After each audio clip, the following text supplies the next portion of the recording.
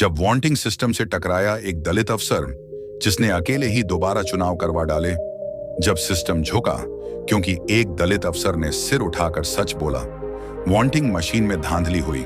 सब चुप थे, पर एक अधिकारी गरजा, दोबारा चुनाव कराओ। जिसे दलित समझकर नजरअंदाज किया गया, वही बना लोकतंत्र का सबसे बड़ा रखवाला।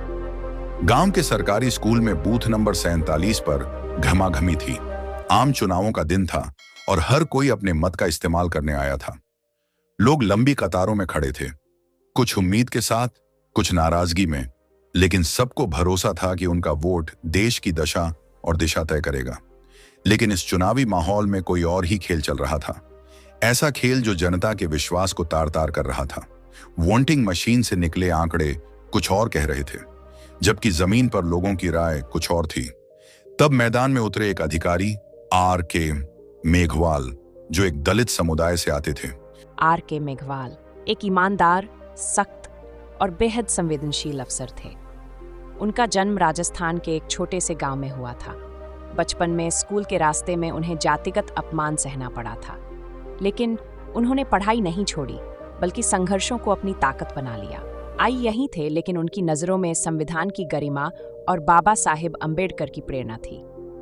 जब उन्हें चुनाव प्रेक्षक के रूप में तैनात किया गया, तो उन्होंने पहले ही कह दिया था, मेरी ड्यूटी सिर्फ कागजी नहीं होगी, मैं ज़मीर से काम करूंगा। जैसे ही चुनाव के आंकड़े आना शुरू हुए, मेघवाल ने पाया कि एक पोलिंग बूथ से आ रहे आंकड़े बहुत ही असामान्य हैं। बूथ नंबर 47 पर 27% वोट एक ही पार्टी को मिले, जबकि वहां की सामाजिक स्थिति और पिछली वोटिंग हिस्ट्री कुछ और कहती थी। उन्होंने तुरंत उस बूथ का निरीक्षण किया। वहां मौजूद कर्मचारी घबरा गए। उन्होंने जब EVM इलेक्ट्रॉनिक वोटिंग की जांच शुरू की, तो तकनीकी टीम ने भी माना कि डेटा में विसंगति है। लेकिन ये इतना आसान नहीं था। कुछ राजनीतिक दबाव आने लगे, फोन घनघनाने लगे। सर, इतना जोर मत लगाइए, आपकी छवि पर असर पड़ेगा। पर उन्होंने कहा, अगर मेरी छवि संविधान से बड़ी हो गई तो अफसर नहीं, गद्दार कहलाऊंगा। इस पूरे मामले में सबसे चौंकाने वाली बात यह थी कि प्रशासन के कुछ ऊंचे पदों पर बैठे लोग इस धांधली को छिपाने की कोशिश कर रहे थे। अधिकारीगण ने मेघवाल से कहा, आपको बस अपनी रिपोर्ट देनी है, कार्रवाई हमारी जिम्मेदारी है।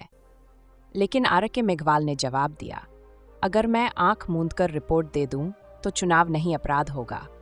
मेरी ड्यूटी संविधान से है, न कि कुर्सी से। उन्होंने मीडिया से बात की नहीं, लेकिन सच्चाई छिपती कहाँ है। एक वीडियो वायरल हुआ जिसमें वो पोलिंग स्टेशन पर मशीन चेक करते नजर आए। जनता का भरोसा उन्हें देख जागा।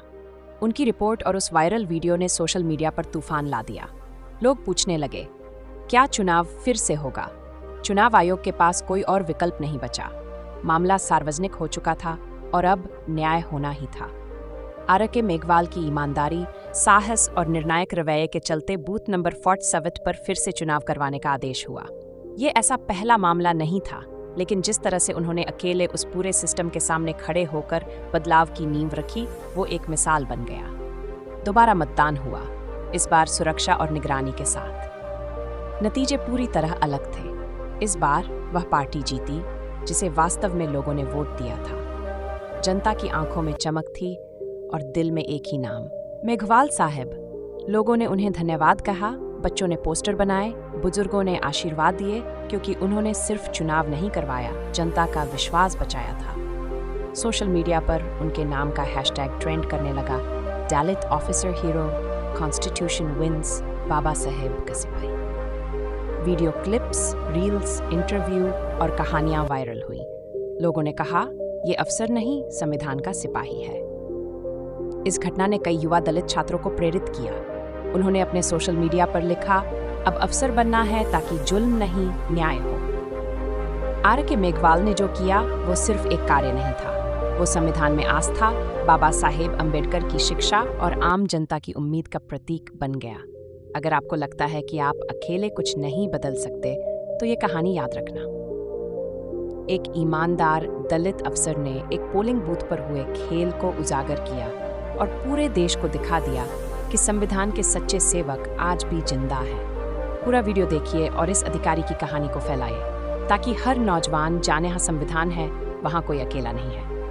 अगर आप चाहते हैं कि ऐसी ईमानदारी बची रहे, तो वीडियो को लाइक करें, कमेंट करें और अम्बेडकर आवाज़ चैनल को सब्सक्राइब करें, क्योंकि अब हर वोट की कीमत है और हर आवाज़ जरूरी है।